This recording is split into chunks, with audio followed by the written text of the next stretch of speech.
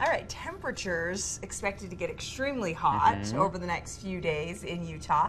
Next week, Salt Lake could actually get close to triple digits, and people can really get sick with heat illness. That's right, heat illness. This looks really hot, doesn't it? Well, we have John Jones here with us, a nurse manager from Intermountain Health, and with advice on how to avoid and how to detect heat illness. Now, we're talking about what? Heat exhaustion and heat stroke? That's right. Those are the two most important to be aware of. You know, right now we're in the middle of the 100 warmest days of the year.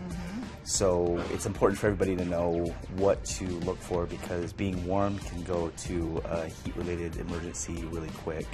Okay, what is heat illness? What does it do to your body? Well, you can start to experience signs of, you know, heavy sweating, a rapid pulse, nausea, dizziness, and then those things can escalate to not sweating at all, confusion, and the most serious cases, you can see, you know, even loss of consciousness. And in those cases, it's really important that you dial 911 and have someone respond as soon as possible. Okay, so what should people do? First of all, I think of my kids. I mean, they're outside nonstop playing. Are kids at greater risk? And then what should we do once we see those signs? Yeah, really, you have to be careful with your more vulnerable populations, so older adults, younger kids, people with chronic medical conditions, and especially pets. You want to make sure that you're keeping them in cooler areas and that you're checking in on your loved ones during the heat waves that come up. Some important tips to keep in mind during the hot days: make sure you're staying hydrated. Make sure you're drinking water even if you're not feeling thirsty. You want to avoid alcohol, caffeine, or sugary drinks, because those can make you become dehydrated faster. And then you want to make sure that if you're outside, that you have a water bottle. That's something you can use if needed.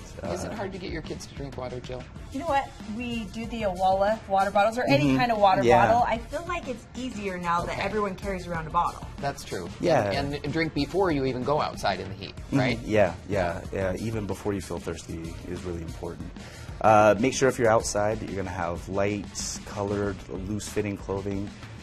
Make sure that you have a wide-brimmed hat or UV blocking sunglasses, like your sunglasses day. And then make sure that you're applying sunscreen at least every 2 hours, at least a 30 SPF or greater. Because the sunburn can make it even worse? Yeah, it can make you become dehydrated even quicker. Okay. It sounds like the symptoms, the early symptoms, are all over the place. I mean, you said a fever or or cold, sweating and dry. I mean, it sounds like there's a variety of different symptoms. Well, typically with heat exhaustion, you're seeing the heavy sweating and the rapid pulse and the nausea. If you're experiencing those symptoms, you want to make sure that you're getting somewhere cool and indoors as quickly as possible. You can even apply like a cool a washcloth to your neck or under your arms. Those are the times where it's quick. It's important to act and do something to lower the high temperatures. Cool off quickly. Yeah, heat exhaustion is a little bit more serious, and that's where you need to get medical professionals involved. And that's when, like, they're fainting and going unconscious. That's when you know you have heat exhaustion, right? Yeah, that's more known as heat stroke. Oh, that's heat stroke. And then that's when they get you in the emergency room. Yeah, that's when you want to come into the emergency department. Or if you're outside, make sure that you dial 911 immediately. Okay, and what about if it's just heat exhaustion, okay, that hasn't gotten to heat stroke yet? Can you drink a lot of water right then and there? Because I've heard different things. I've heard drink it slowly, and then I've heard get as much water in you as you can if you're dehydrated and you're hot. Eat something cold, like ice cream or something. The most important thing is you want to lower your body's overall temperature, and so doing things like drinking water, making sure that you're staying inside where it's cool, applying a cool washcloth to your neck or under your arms to get that body temperature down.